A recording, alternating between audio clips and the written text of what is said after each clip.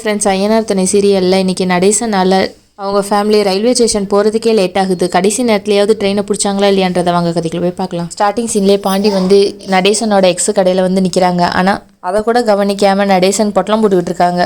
நடேசனோட X தான், என்னப்பா உனக்கு இட்லி எதுவும் வேணுமா, பஞ்சு போல் இருக்கும் அப்படின்னோடனே நான் உனக்கு போட்டு தரேன் அப்படின்னு சொல்லி நடேசன் திரும்புறாங்க. பார்த்தா பாண்டி, என்னடா பாண்டி பசிக்குதா, எதுவும் காலையில் சாப்பிடலையா, நான் உனக்கு ஒரு இட்லி போட்டு தரட்டுமான்னு சொல்லி கேட்டோடனே பாண்டி தனியாக வாங்கன்னு சொல்லி கூப்பிட்டு போய், இன்னைக்கு என்ன நாள், நம்ம நிச்சயத்துக்கு போகணும், நீங்கள் என்ன இங்கே உட்காந்துட்டு இருக்கீங்க, அண்ணன் நிச்சயத்துக்கு வரலான்னு நினைக்கிறீங்களா இல்லை வர வேணான்னு நினைக்கிறீங்களா, ஏதோ நீங்கள் இங்கே இருப்பீங்கன்னு கெஸ் பண்ணி பார்த்தா இங்கே என்னடா பொட்டணம் முடிச்சிட்டு இருக்கீங்கன்னு சொல்லி கேட்ட உடனே நடேசன என்கேஜ்மெண்ட்டுக்கு அது எப்படிடா நான் வராமல் இருப்பேன், வரணும்னு தாண்டா நினச்சேன், சும்மா தாண்டா இங்கே வந்தேன், என்ன கூப்பிட்றதுக்கு ஏன்டா நேரில் வரணும், எனக்கே ஃபோன் பண்ணியிருக்கலாம்லன்னு சொல்லிட்டு ஃபோனை பார்க்குறாங்க. மிஸ்டு காலாக இருக்குது. அதுக்கப்புறம் இல்லைடா நான் கவனிக்கலாடான்னு சொல்லிட்டு சரி வாடா இட்லி சாப்பிட்டு போகலான்றாங்க. பாண்டி கடுப்பாகி இப்போ நீங்கள் வரப்போறீங்களா இல்லையான்னு சொல்லி கேட்ட உடனே நடேசன் சரி இருடா அவங்கள்ட்ட நான் சொல்லிட்டு வரேன்னு சொல்லிட்டு செம்பருத்தி கிட்ட வந்தா, செம்பருத்தி என்ன உங்களுக்கு தெரிஞ்ச தம்பியான்னு சொல்லி கேட்ட உடனே அவன் என் 3வது பையன்னு சொல்லிக்கிட்டு டே பாண்டி இங்கே வாடான்னு உடனே பாண்டியே என்ன சொல்லன்னு வர்றான்.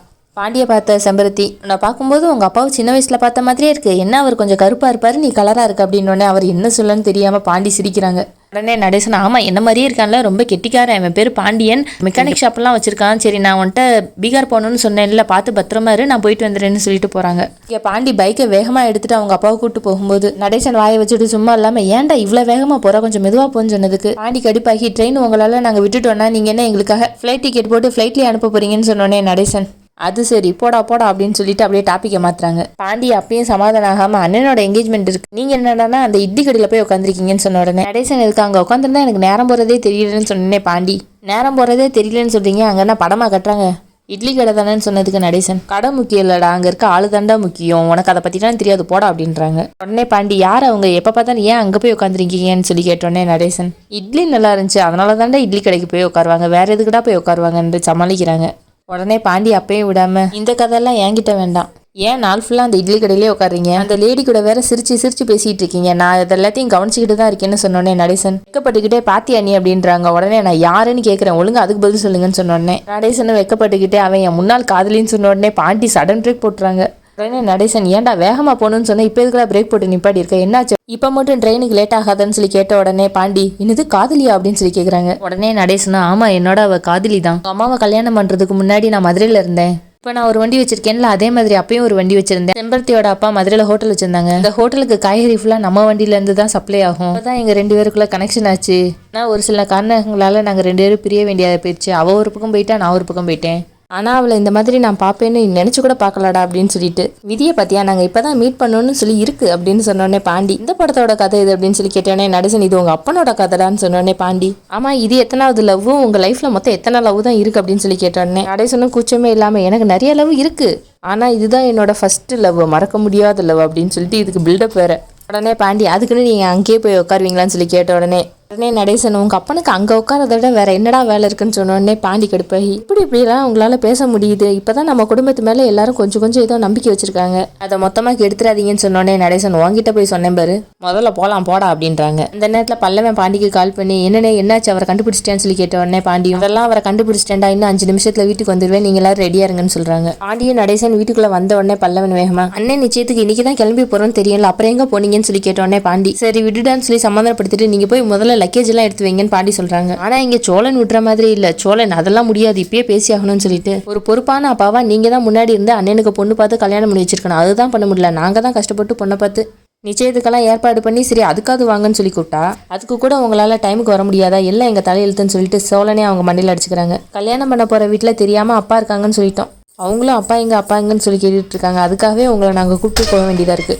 சத்தியமாக சொல்கிறேன் அவங்க அப்பான்னு மட்டும் ஒருத்தரை கேட்காம இருந்திருந்தாங்கன்னா கண்டிப்பாக உங்களை நாங்கள் மதிக்க கூட மாட்டோம்னு சொன்னோன்னே நடேசன் ஆமாம் இப்போ மட்டும் என்னை மதிக்கிறீங்க பாருங்கன்னு சொன்னதுக்கு சேரன் டே கொஞ்சம் பொறுமையாக இருறா, நீ ஒரு சட்டை எடுத்து வைக்கணும்னு சொன்னேன்ல போய் எடு அப்படின்னு சொன்னேன். நிலாவும் ஆமாம் உள்ளே நான் வச்சிருக்கேன் நீங்கள் போய் எடுங்கன்னு சொல்லிட்டு சோழனை உள்ளே அனுப்பி வச்சுறாங்க. அதுக்கப்புறம் நிலா நடேசனை பார்த்து அப்படி எங்கே தான் அங்கிள் போனீங்க, நான் தான் உங்களை எங்கேயும் போகக்கூடாதுன்னு சொன்னேன்ல, உங்களை காணணும்னு நாங்கள் எவ்வளோ டென்ஷன் ஆகிட்டோம் தெரியுமா அப்படின்னு சொன்ன உடனே நடேசன் நீயும் என்னம்மா மற்றவங்கள மாதிரி எங்கே போனீங்கன்னே சொல்லி கேட்குறீங்க, அதான் வந்துட்டேன்ல டைம் வேஸ்ட் பண்ணாமல் கிளம்புவோம், நான் போய் ட்ரெஸ் சேஞ்ச் பண்ணிட்டு ட்ரெஸ் எல்லாம் எடுத்துட்டு வரேன் அப்படின்றாங்க. நடேசன் ரூமுக்குள்ள போனதுக்கப்புறம் சேரன் பாண்டியை பார்த்து அவர் எங்கடா இருந்தாருன்னு சொல்லி கேட்ட உடனே இங்கே பாண்டி எல்லாத்தையும் யோசிச்சு பார்க்குறான். ஆனால் உண்மையை சொல்லாம அவர் அவங்க டீ கடையில் தான் அவர் ஃப்ரெண்ட்ஸோட இருந்தார் அப்படின்னு சொல்றாங்க. இவர் எப்போதான் மாறுவார்னு எனக்கு தெரியலையாப்பான்னு சொல்லி சேரன் சொல்லும்போது நடேசன் யாரா மாறணும் அப்படின்னு சொல்லி கேட்குறாங்க. உடனே பாண்டி நீங்க தான் மாறணும், சரி எல்லாத்தையும் எடுத்து வச்சிட்டீங்களான்னு சொல்லி கேட்ட உடனே நடேசனும் எடுத்து வச்சாச்சுன்னு சொல்கிறாங்க. இங்கே சேரன் பார்த்துட்டு என்னப்பா பட்டன் கூட ஒழுங்காக போடலன்னு சொல்லிட்டு அட்ஜஸ்ட் பண்ணி கரெக்டாக போட்டுட்டு இருக்காங்க. அப்போ நடேசன் சேரன் கிட்ட சரி சாப்பிட்றதுக்கு என்ன இருக்குன்னு கேட்டோடனே சோழன் அந்த நேரத்தில் வாய் வச்சுடு சும் இல்லாமல் புல்லுக்கட்டு இருக்குது நான் அப்படியே கட்டி விடுறேன் சாப்பிட்டுக்கிட்டே வரீங்களா அப்படின்னு சொல்லி கேட்குறான். உடனே நடேசன் கடுப்பாகி பாடுறா அவன் எப்படி பேசுகிறான்னு சொன்னோடனே நீ பேசாதும் கொஞ்சம் அமைதியாகிறான்னு சொன்னாலும் சோழன் கேட்காம நான் அப்படி தான் பேசுவேன் அப்படின்றான். அதை கேட்ட நடேசன் கடுப்பாகி மரியாதை இல்லாத இடத்துக்கு நான் வரமாட்டேன் நான் வரலடா ஊருக்கே அப்படின்ட்டு உட்காந்துடுறாங்க. உடனே சரி நீ ஏப்பா கிளம்புற நேரத்துக்கு இந்த மாதிரி பிரச்சனை பண்ணிட்டு இருக்கேன்னு சொன்னோடனே நான் எங்கடா பிரச்சனை பண்ணுறேன் அவன் தான் தேவையில்லாமல் புல்லெல்லாம் சாப்பிட சொல்கிறான் நான் என்ன பஃபல்லவா அப்படின்னு சொல்லிட்டு அவனை முதல்ல கேள்றா அப்படின்றாங்க. உடனே சேரன் டே வாய் வச்சுட்டு சும்மாவே இருக்க மாட்டியான்னு சொல்லி கேட்டோடனே சோழன் அதான் இவ்வளோ நேரம் டீ கடையில் தானே இருந்தார் அங்கேயே பண்ணு ரொட்டின்னு தின்னுட்டு வர வேண்டியதானே நீ இங்கே வந்து சாப்பாடு இருக்கா அது இருக்கா இது இருக்கான்னு கேட்டுட்டு இருக்காரு அப்படின்னு சொன்னோடனே நடேசன் அதுக்கு நான் என் காசுல என்னமோ வாங்கி தின்னுட்டு போறேன் உனக்கு என்னடா உன் வேலையை பார்த்துட்டு சொன்னோடனே நிலா கடுப்பாகி 2 பேரும் சும்மா இருங்க இந்த ட்ரெயினை விட்டுட்டு அவ்வளவுதான் பீகாருக்கும் போக முடியாது எங்கேயும் போக முடியாது தயவுசெய்து எல்லாரும் கார்ல போய் ஏறுங்கன்னு சொல்றாங்க. உடனே சேரன் வந்து பல்லவா பாண்டி எல்லாரும் லக்கேஜ் எடுத்து வைங்க நம்ம எல்லாரும் கார்ல ஏறலாம் அப்படின்னு சொன்னோடனே நிலா சேரன் நான் நீங்க கேஸ் எல்லாம் ஆஃப் பண்ணிட்டீங்களான்னு சொன்னேன் நான் ஆஃப் பண்ணிட்டே இருந்தாலும் ஒரு தடவை செக் பண்ணிக்குப்பான்னு சொன்னோடனே நிலாவும் கேஸ் எல்லாம் ஆஃப் பண்ணிட்டு வந்து திடீர்னு யதார்த்தமா சாமியை பாக்குறாங்க பார்த்தா அங்க மோதிரம் இருக்கு அதை கையில எடுத்துட்டு நிலா சோழனை திட்டிட்டு இருக்காங்க இதுல நான் தான் பொறுப்பானவன் அது இதுன்னு பேச வேண்டியதான் நான் மோதிரத்தை இங்கேயே வச்சுட்டு போக வேண்டியதுன்னு சொல்லிட்டு அப்புறம் அவங்கள வச்சுக்கிறேன் இந்த மோதிரம் மட்டும் இல்லாட்டினா என்ன ஆயிருக்குன்னு சொல்லிட்டு அவங்க ஹேண்ட்பேக்கில் எடுத்து வச்சுக்கிறாங்க. காரில் எல்லாரும் ரயில்வே ஸ்டேஷனுக்காக போயிட்டு இருக்காங்க. அப்போ பல்லவன் நம்ம திரும்ப வரும்போது அண்ணனோட நிச்சயத்தை முடிச்சுட்டு கல்யாண டேட்டியெல்லாம் ஃபிக்ஸ் பண்ணிட்டு தானே வருவோம்னு சொல்றாங்க. உடனே சோழனும் ஆமான்றாங்க. இங்கே பாண்டி நாம சொல்லி வச்சிருக்க பொய்க்கு அவங்க உடனே கல்யாணத்தை வச்சாலும் வைப்பாங்க அப்படின்றாங்க. உடனே பல்லவன் அப்போ நம்ம கல்யாணத்தையும் முடிச்சுட்டே பேசாமல் வருவோமான்னு சொன்னதுக்கு வேகமா நடேசன் அதெல்லாம் முடியாது கல்யாணத்தை இங்கே தான் வைக்கணும் பேசாமல் நீங்கள் அங்கேயே உட்காந்துக்குவீங்க போல அப்படின்றாங்க. பீகார் என்ன பக்கத்து ஊர்லையா இருக்கு உடனே போயிட்டு வர்றதுக்கு அப்படின்னு சொன்ன உடனே பாண்டி முன்னாடி இருக்க அவங்க அப்பா கிட்ட தலையை காமிச்சு ஏன் நீங்கள் அவசரமாக சென்னைக்கு வரணும்னு சொல்கிறீங்கன்னு எனக்கு தெரியும்னு சொன்னோடனே போடா அப்படின்ட்டு அவங்க விரட்டி விடுறாங்க. உடனே பல்லவன் பக்கத்தில் இருந்துக்கிட்டு ஏன்னு காரணம் வேற கேட்குறாங்க. பாண்டி அதுக்கு உனக்கு அப்புறமேட்டுக்கு சொல்கிறேன்டான்னு சொல்கிறாங்க. அப்போ நீலா உங்கள் அத்தை காயத்ரி எல்லாம் ரயில்வே ஸ்டேஷனுக்கு எப்படி வருவாங்கன்னு சொல்லி கேட்டோடனே அவங்களும் அப்பவுமே கிளம்பிட்டாங்களப்பா நம்ம போகும்போது அவங்களும் அங்கே வந்திருப்பாங்கன்னு சொல்கிறாங்க. பல்லவன் அப்போ நார்த் சைடு என்கேஜ்மெண்ட்டில் எப்படி நடக்குன்னு சொன்ன உடனே சோழன் அதான் நீ நெட்டில் பார்த்துருப்பியடா உனக்கு தான் தெரியுமேன்னு சொன்னோன்னே அதை மட்டும் நான் பார்க்கல சர்ப்ரைஸாக இருக்கட்டும்ன்றக்காக வச்சிருக்கேன் அப்படின்றாங்க. அப்புறம் ஏன் நீ செலிப்ரேஷன்லாம் சூப்பராக நடக்கும்லன்னு சொன்ன உடனே நிலாவும் ஆமாடா பல்லவா அங்கெல்லாம் திருவிழா மாதிரி பண்ணுவாங்கன்னு கேள்விப்பட்டிருக்கேன்றாங்க. உடனே சோழன் அவங்க ப்ரெக்னெண்ட்டாக இருக்காங்கன்னு நம்ம சொன்னதுக்கப்புறமா உடனே கல்யாணத்தை பண்ணி வைக்காம நிச்சயம் அது இதுன்னு சொல்லிட்டு ஒவ்வொன்றா தான் பண்ணணும்னு சொல்கிறாங்கல்ல அப்போ அவங்களுக்கு இன்னும் ப்ரெக்னெண்ட்டாக இருக்காங்கன்றதை விட செலிப்ரேஷன் தான் முக்கியம்னு சொன்ன உடனே சேரன் டேய் நீ வேற சந்தா ப்ரெக்னெண்ட்டாகவே இல்லை அப்படின்னு சொன்ன உடனே சோழன் அதுக்கு அண்ணே தப்பி தவறி கூட அதை அங்கே வந்து சொல்லிடாத உன் கல்யாணம் நடக்கிறதுக்கு காரணமே அந்த குழந்தை தான் அப்படின்றதுனால தயவுசெய்து அப்படியே மெயின்டைன் பண்ணுன்னு சொன்னோடனே சரிடா அப்படின்றாங்க. உடனே சோழன் நிலாவை பார்த்து நம்ம தான் என்கேஜ்மெண்ட் பண்ணவே இல்லையேன்னு சொன்னோன்னே நம்ம இதுக்கு இப்போ என்கேஜ்மெண்ட் பண்ணணும் எல்லாமே ரிவர்ஸில் பண்ணணும் உங்களுக்கு ஆசையாக இருக்கா அப்படின்னு சொல்லி கேட்டோன்னே அப்படிலாம் இல்லை அப்படின்றாங்க. பின்னாடி இருந்துக்கிற நடேசன் என்னடா வண்டி இது ஒழுங்காவே கம்ஃபர்டபுளாகவே இல்லைன்னு சொன்னோடனே சேரன் பாதி தூரம் வந்துட்டப்பா இன்னும் கொஞ்சம் தூரம் தானே சொன்ன உடனே நிலா அங்கிள் நீங்கள் வேணா முன்னாடி வந்து உட்காந்துக்கிறீங்களா நான் பின்னாடி வருவான்னு சொல்லி கேட்டோடனே அதெல்லாம் வேண்டாப்பா கொஞ்சம் தூரம் தானே பார்த்துக்கலான்றாங்க. இந்த பக்கம் பல்லவன் நான் கேட்ட கேள்விக்கு யாருமே பதில் சொல்லியே அங்கெல்லாம் என்கேஜ்மெண்ட் எப்படி நடக்குன்னு கேட்டோடனே நிலா இதே மாதிரி தாண்டா அங்கேயும் மோதிரத்தை மாற்றிக்குவாங்க அது தவிர்த்து ஒரு சில ரிச்சுவல்ஸ்லாம் நடக்குன்னு சொன்னோடனே சேரன் சோழனை பார்த்து என்கேஜ்மெண்ட் ரிங்கெல்லாம் எடுத்து வச்சிட்டலடா அப்படின்னு சொல்லி கேட்ட உடனே சோழன் பேக்கெட் எல்லாத்தையும் தொட்டு பட்டுட்டு ஐயோ அப்படின்னு சொல்லிட்டு யோசிக்கும் போது பார்த்தா சாமி முன்னாடி வச்சது ஞாபகம் வந்துருச்சு. மைண்டு வயசுக்குள்ள நம்ம வேற இவள்கிட்ட ஓவரா பில்டப் காமிச்சிட்டோமே இப்போ நம்ம சொல்லலாமா வேண்டாமான்னு சொல்லி திருன்னு முடிச்சிட்டு இருக்காங்க. ஆனா நிலா இதெல்லாம் பார்த்துட்டு என்ஜாய் பண்ணி அவங்களுக்குள்ளே சிரிச்சிட்டு இருக்காங்க. சோழன் வண்டியை நிப்பாட்டிட்டு பாண்டி நீ கொஞ்சம் வண்டியை ஓட்டுறா நான் வெளியே போயிட்டு நான் உடனே கொஞ்ச நேரத்தில் வந்துடுறேன் அப்படின்னு சொன்ன உடனே சேரன் ஏண்டா 10 நிமிஷத்துல இன்னும் நம்ம ரயில்வே ஸ்டேஷனுக்கே போயிடுவோம் இப்போ எங்கடா நீ வெளியே போற அப்படின்னு சொல்லி கேட்குறாங்க. உடனே சோழன் அண்ணே நான் கொஞ்ச நேரத்தில் நீங்க ரயில்வே ஸ்டேஷன்ல போய் வெயிட் பண்றதுக்குள்ள நான் வந்துருவேனே பாண்டி நீ வந்து வண்டியை ஓட்டுறான்றாங்க. ஆனா பாண்டியும் என்ன விஷயம் முதல்ல அதை சொல்றா அப்படின்னு கேட்குறாங்க. பல்லவனும் ஏன்னா வழியில இறங்கி என்னென்ன வாங்க போற அதான் ஸ்டேஷன்லேயே எல்லாம் இருக்குமே அங்கே வாங்கிக்கலாம் அப்படின்றாங்க. சேரனும் ஏன்டா ஏதாவது மறந்துட்டியா அப்படின்னு சொல்லி கேட்குறாங்க. நிலாவும் ஒன்றும் தெரியாத பிள்ளை மாதிரி என்னாச்சுன்னு கேட்குறாங்க.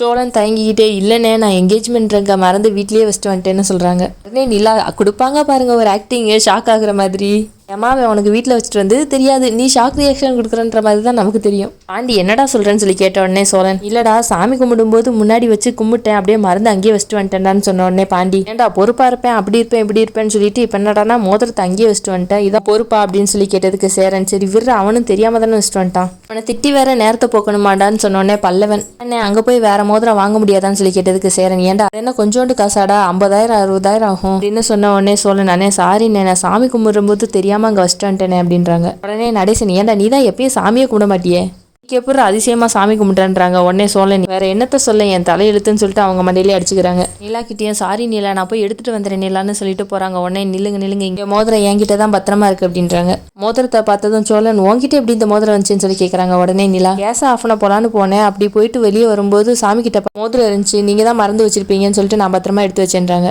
சோழன் வண்டியை ஸ்டார்ட் பண்ணிட்டு ஏன் நிலா உங்ககிட்ட தான் இருக்குன்னா அதை என்கிட்ட நீ சொல்ல வேண்டியதானேன்னு சொன்னோன்னே நிலா அதுக்கு நான் தான் பத்திரமா வைங்கன்னு சொன்னேன், நீங்கள் தான் கேட்கல, மறந்து வச்சுட்டு போனால் பக்கத்தில் உடனே எடுத்துகிட்டு வர்றதுக்கு என்ன நமக்கு 10 நிமிஷத்துலேயே வீடு இருக்குது, எவ்வளோ தூரத்தில் வீடு இருக்குது அப்படின்னு சொன்னோன்னே சேர நல்ல வேலை அவன் விட்டுட்டு வந்ததை நீ பத்திரமா எடுத்து வச்சிட்டப்பா, நல்லதா போச்சு. நான் வேற சந்தா கிட்ட டைமண்ட் மோதிரம்லாம் வாங்கி வச்சிருக்கேன்னு சொன்னேன், கொண்டு போகாட்டினா என்ன இருக்குன்னு சொன்னோடனே இங்கே பல்லவன் பின்னாடி இருந்துக்கிட்டு ஒன்று விடாமல் எல்லாத்தையும் அன்னிக்கிட்ட ஒப்பிச்சிடுறது அப்படின்றாங்க.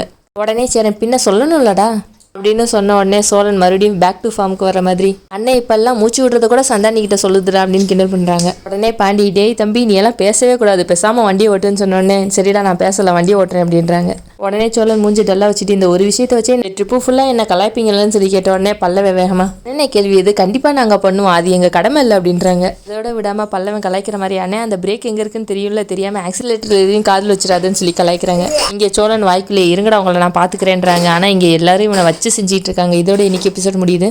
நடேசனுக்கு செம்பருத்திக்கு இப்போ ஒரு லவ் ட்ராக் ஓடிட்டு இருக்கு. அதை பற்றி பசங்களுக்கு தெரிஞ்சுன்னா அவங்க என்ன ரியாக்ஷன் கொடுப்பாங்கன்னு நீங்கள் நினைக்கிறீங்கன்றதை கமெண்ட்டில் சொல்லுங்கள். அப்படியே ஒரு சப்ஸ்கிரைப் பண்ணிடுங்க. நாளைக்கு எபிசோட நாளைக்கு பார்க்கலாம். Bye friends.